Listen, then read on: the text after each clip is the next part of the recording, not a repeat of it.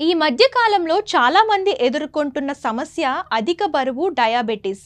ఈ రెండు సమస్యల కారణంగా ప్రపంచవ్యాప్తంగా చాలా మంది ఇబ్బందులు పడుతున్నారు. అయితే ఎప్పుడైతే శరీరంలో క్లోమం ఇన్సులిన్ను ఉత్పత్తి చేయనప్పుడు లేదా శరీరంలోని ఇన్సులిన్ను సరిగ్గా వినియోగం కానప్పుడు మనిషికి డయాబెటిస్ వస్తుంది. అయితే మనిషికి డయాబెటిస్ ఎందుకు వస్తుంది? దానికి గల కారణాలేంటో ఇప్పుడు తెలుసుకుందాం. అనారోగ్యకరమైన జీవనశైలి, అధిక బరువు, అనారోగ్యకరమైన ఆహారం, నిద్ర లేని వంటి విషయాలు డయాబెటిస్కు కారణం కావచ్చు. ప్రాసెస్ చేసిన మాంసం, ఎర్ర మాంసం తీసుకోవడం వల్ల టైప్ 2 డయాబెటిస్ వచ్చే ప్రమాదం పెరిగే అవకాశం ఉంటుంది. ఎర్ర మాంసం, డయాబెటిస్ మధ్య సంబంధం ఏంటి?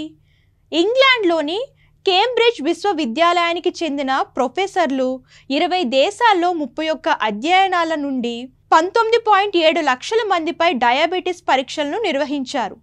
ఈ అధ్యయనంలో వయసు, అలవాట్లు, ఆరోగ్యం వంటి అంశాలను పరిగణలోకి తీసుకున్నారు.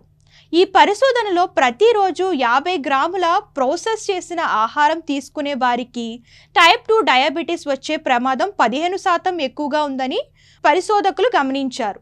ఇక ప్రతిరోజు 100 గ్రాముల ప్రాసెస్ చేసిన ఎర్ర మాంసం తినడం వల్ల డయాబెటిస్ వచ్చే ప్రమాదం 10% పెరుగుతుందని, అలాగే 100 గ్రాముల పౌల్ట్రీ మాంసం తీసుకోవడం వల్ల డయాబెటిస్ వచ్చే ప్రమాదం 8% పెరిగిందని అధ్యయనాల్లో పేర్కొంది. టైప్ 2 డయాబెటిస్ ప్రభావం తగ్గించడానికి ప్రాసెస్ చేసిన మాంసం వినియోగాన్ని పరిమితి చేయాలని చెప్పారు. ఇంతకు ముందు మునుపటి పరిశోధనలలో కూడా రోజుకు ఒక్కసారి కంటే ఎక్కువ ఎర్ర మాంసం తీసుకుంటే టైప్ 2 డయాబెటిస్ వచ్చే ప్రమాదం 62% పెరిగిందని తెలిసింది. కోడి మాంసం, గుడ్లు యొక్క రోజువారీ వినియోగాన్ని 113 గ్రాములకు పరిమితం చేయాలని యుఎస్ అధికారులు సిఫార్సు చేస్తున్నారు. ప్రాసెస్ చేసిన మాంసాలను వారానికి 1 కంటే ఎక్కువ సార్లు తినవద్దని చెప్తున్నారు.